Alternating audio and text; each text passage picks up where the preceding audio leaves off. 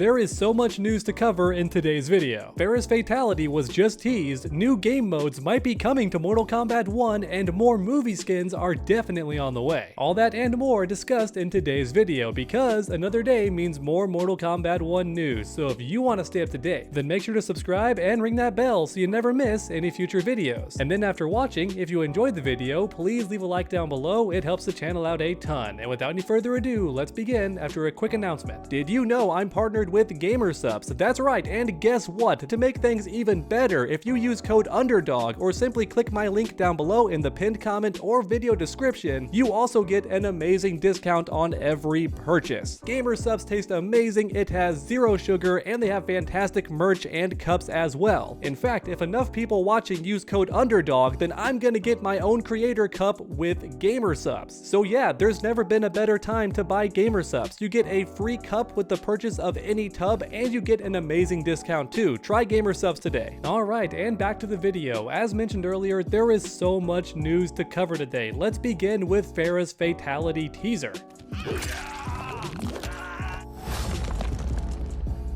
Okay, so anybody watching who played Mortal Kombat X recognizes that fatality for sure. It is almost identical to Ferra's finisher in that game. However, of course, the obvious difference is this time Tor is no longer around. Or is he? Could there be a reason why they cut the fatality short? Do you think it's possible that Tor is actually going to step in and then rip the opponent in half, just like he did in Mortal Kombat X? Because like I keep saying on this channel, I think anything could be possible. Or maybe it's Farah herself who's actually going to grow gigantic like she did in her arcade ladder ending and then tear the opponent in half herself. That would definitely be a really cool reference to the past game. Or how about this? Maybe it's possible that the main character you're playing is going to step in and finish the fatality themselves, put their hands inside the crevice and then tear them in half. That would definitely make Farah very unique, since no other Kameo characters call on the main character to finish their fatality. However, in saying that, maybe I'm overthinking everything and Farah's gonna stay small and just rip the opponent in half as is. That could also be possible, but man, it would be uncreative. For me personally, I still choose to believe that something really interesting is going to happen at the end of this Kameo fatality, but maybe I'm a dreamer. So tell you what, how about you let me know your thoughts in the comments down below. How do you think this fatality is going to end for Farah? Like I keep saying in all my videos, I truly do read each and every comment, so grab that keyboard and make your voices heard. Because next up, it's time to go on Twitter and talk about the new movie skins and a bunch of other stuff that could be coming to Mortal Kombat 1. Because it turns out the big man himself, Ed Boon, the creator of Mortal Kombat, did a bunch of polls recently online. So let's go ahead and have a look. Here's the first poll. What other Mortal Kombat movie skins would you want to see most in Mortal Kombat 1? Mortal Kombat Annihilation, Scorpion's Revenge, MK 2021, or the upcoming Mortal Kombat 2 movie? And as you can see, it looks like the Mortal Kombat 2021 movie has won. But even so, it was very close. If I had to guess why the movie won, it's because it's the most recent and therefore the most mainstream. But then on top of that, keep in mind there have been some theories that Mortal Kombat 11 was cut short, and as a result,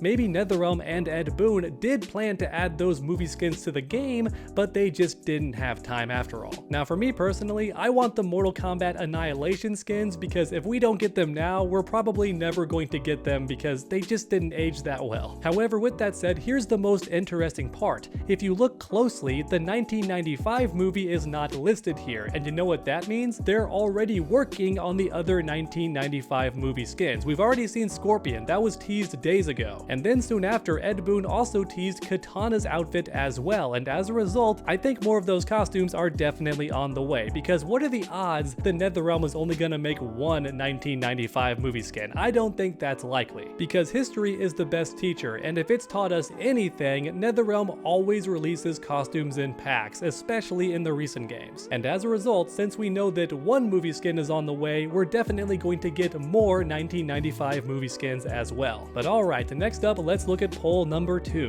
When did you first start playing Mortal Kombat? The arcade era, the 3D games, or back to 2D? And shockingly enough, it looks like most people started in the arcade era, which I guess should not be surprising since that is when the game took off and became a worldwide worldwide sensation. However, at the same time, I would assume that most Mortal Kombat players are too young to have played the early games, because that's just kind of how time passes, right? However, in saying that, I did play the arcade games first. I just did not fall in love with them. I did not get super attached. Yeah, they were fun, but I thought Street Fighter was better back then. And then when it came to Soul Calibur and Tekken, forget about it. They were peak fighting games in my opinion. But then when Deadly Alliance got here, everything changed, okay? 3D era Mortal Kombat is what ignited my love and passion for the series. And then once the reboot happened, man, it was all over. We had crazy graphics, but the competitive nature got even better. I was so excited. I was here for all of it. But enough about me. Let me know in the comments which fighting game got you to love Mortal Kombat. Was it the 3D era, the arcade classics, or the NetherRealm era? Because next up, it's time for poll number 3. Let's go ahead and have a look. Which of these returning guest fighter combat packs would you want most to return in Mortal Kombat 1? Mortal Kombat 9 Plus, Freddy, Kratos, and Texas Chainsaw. Not sure why he didn't say Bubba or Leatherface there, but okay.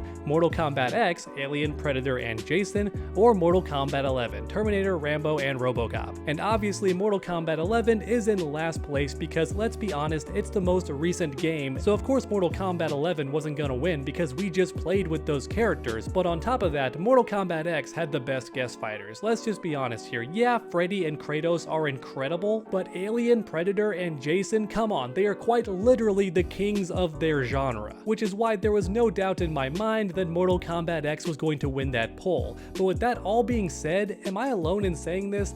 I don't want the guest fighters to return. If you're gonna give me guest characters, then give me somebody completely new. It's already bad enough that a possible returning Mortal Kombat character is going to lose their spot to a guest character, but now you're telling me that past guest characters could take their spot away? No, that doesn't sit right with me. And oh boy, this next poll is a no-brainer. Let's have a read. For previous NetherRealm games like Mortal Kombat X and Injustice 2, we've made custom skins and shaders to support the prize pools of tournaments, esports, and competitive events. For example, Mortal Kombat X had Crimson Ermac and Blue Steel Sub-Zero. If we were to have Mortal Kombat 1 Pro Competition Season 2, would you like to see us release costumes and shaders to support the prize pools for it? And of course the answer was a resounding yes. Look at these results. Over 90% of voters said yes, let us fund the esports tournament. Let us breathe new life into the game. Let us support the community and the pro players that make these games so hype and fun to watch. If I'm gonna be honest with you all, I don't understand why NetherRealm didn't do this from the beginning.